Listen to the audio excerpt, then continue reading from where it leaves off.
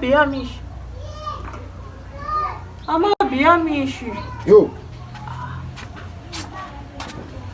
What is you? Twitter da mutsiko ompe. Chicheji. Ndoka ka yedu mahali. Yetazi. Koma. Ndi kuzoti ndakabva mukuja pamwana kemuroro wedu manje. Zvokunyazoziva. Ikudedzera rimwe ropa futi todini. Nyoka yakutonetsa kai. Apa inonetsera kuti ka nyoka yacho manje ikungoramba ichida kuuraya chete. Apaka chatabuditsa chacho chibhundu zotatu. Chatakanorumbira chi atina kana chiro kesu. Asa ndiri kuti tapura vana vese vaitichengeta tisina chinhu kesu. Tichine chiro heresu. Apana kana chiro chapo. Ayo.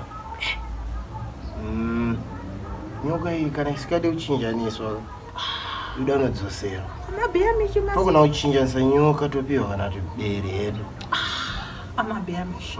Bozi yayi nakano ere gore riye kuti yakambokusvipirei muziso mukaita mazuva ano kana kuita akaita mangani amuna kuita mavhiki mairi muri bofu. Taramba kudya fibhiona itichengeta muri kuzvirangarira. Mukati hamudena fibhiona munosvipirwa kumeso nayo. Amada kudzokorora futi kuti muda kuitiza.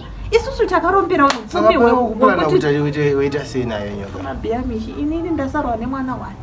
Saka muda kupana kuti asei nayo. Kozi nini wangu yo asarawo futi kaina sudota jiyo. Todini. Ai nini saka ndatoida kuchinjaniswa. Ina amabiamishi nyaya ndatiri kudedzerai. Hanzo kuna madzibaba vachikapura. Madzibaba ya hanzo ari kutora zviro zvevanhu.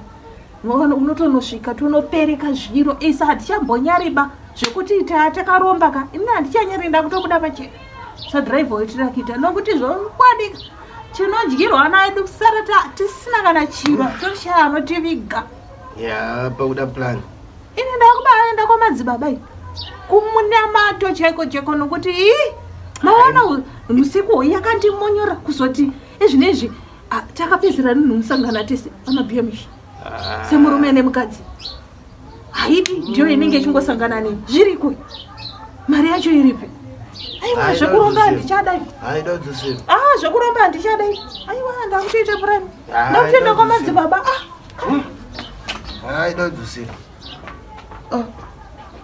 vana watopira ka